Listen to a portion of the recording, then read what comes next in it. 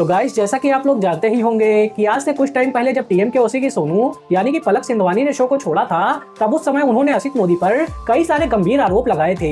Like Asit Modi ने उनका 21 लाख रुपए का पेमेंट रोक रखा है और उन्हें मानसिक रूप से प्रताड़ित भी किया है। और सिर्फ यही नहीं, बल्कि उन्होंने उनका इंस्टाग्राम अकाउंट भी पूरी तरह से ब्लॉक कराने की धमकी दी है, वगैरह वगैरह। और ये मामला यार अंत में इतना ज्यादा बढ़ गया था कि असित मोदी ने पलक पर केस भी कर दिया था।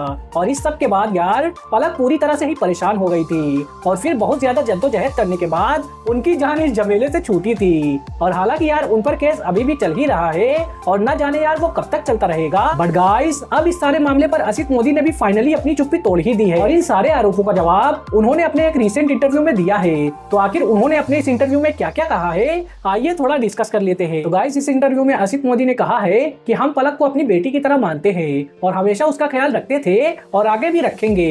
और उनके शो को छोड़कर जाने से हमें काफी ज्यादा दुख हुआ है। और जहां तक पलक पर चल रहे केस का सवाल है, तो ऐसा करना हमारी मजबूरी थी क्योंकि हमें सेट पर पूरी तरह से अनुशासन बनाए रखना पड़ता है ताकि हम हर महीने टीएमकेओसी के 26 एपिसोड टाइम पर पूरे कर पाए। और इसके बाद उन्होंने कहा कि अगर आप पहले से ही किसी संगठन के साथ काम कर रहे हैं तो क्या आपको किसी दूसरे के साथ काम करने की अनुमति होगी? बिल्कुल भी नहीं। और ये हमारे नियमों के पूरी तरह से ही खिलाफ है और इसी वजह से हमने पलक पर केस भी किया है। और रही बात सेट पर माहौल खराब होने की, तो अगर वाकई में ऐसा होता तो वो हमारे साथ 5-6 सालों तक आखिर काम कैसे करती। और सिर्फ यही नहीं, बल्कि हमारे साथ तो कुछ लोग पिछले 16 सालों से काम कर रहे हैं, तो वो भी क्या इतने लंबे समय तक हमारे साथ टिक पाते। और इसके बाद उन्होंने ये भी कहा कि हम सभी को टाइम पर पेमेंट और छुट्टी दोनों ही देते हैं। इन आरोपों में भी कोई भी सच्चाई नहीं है। अब देखो यार, भले ही कोई भी कुछ भी कहे, लेकिन इस पूरे इंटरव्यू में मुझे उनकी एक बात तो सही लगी कि असित मोदी को हर महीने 26 एपिसोड शूट करने पड़ते हैं, इसलिए वो थोड़ा स्ट्रिक्ट रहते हैं, जो कि यार सही भी है। बट यार इनकी बाकी सारी बातें सच कहूँ तो मुझे थोड़ा भी कन्विंस नहीं कर पाई हैं। मगर क्यों?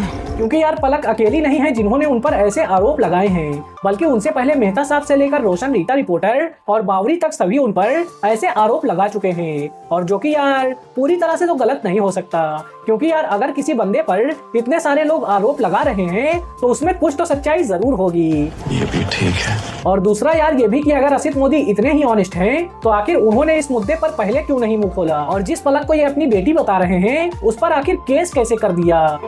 Good question, you are a good question. क्योंकि यार पलक ने अपने एलिगेशन में ये भी कहा था कि शो को ज्वाइन करने से पहले असित मोदी ने उन्हें खुद ही ये बोला था कि वो शो के साथ अपना काम भी कर सकती हैं। इसके अलावा यार मेहता साहब ने भी उनके बारे में कुछ ऐसी ही बात बोली थी कि जब उन्होंने बिना उनसे पूछे सब टीवी के ही एक शो में जस्ट 1 आवर के लिए पार्टिसिपेट कर लिया था, तब उन्होंने शैलेश जी को भी खूब खरी खोटी सुनाई थी और उनकी पेमेंट तक करने से पूरी तरह से इनकार कर दिया था। और इसी सब के वजह से तो यार इतने सालों तक काम करने वाले मेहता साहब ने भी इस शो को अलविदा कह दिया था। तो कुल मिलाकर गुरु, ताली केवल एक हाथ से तो नहीं बजती है। बात तो सही है।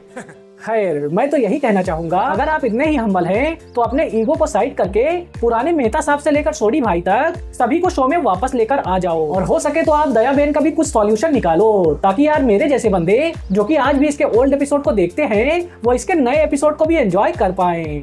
ये बड़ी अच्छी बात कही आप। वैसे यार मैं आपके ओपिनियन भी इस बारे में जरूर जानना चाहूंगा। तो बस यार इतना ही था इस वीडियो के लिए। वैसे अगर आपको ये वीडियो पसंद आया हो तो इस तरह के ऑनेस्ट टीएमकेओसी अपडेट्स को पाने के लिए चैनल को भी सब्सक्राइब करते जाना। नहीं, सोचिए मत, सब्सक्राइब कीजिए। बाकी मैं मिलूंगा आपसे नेक्स्ट वीडियो में, तब तक के लिए जय हिंद।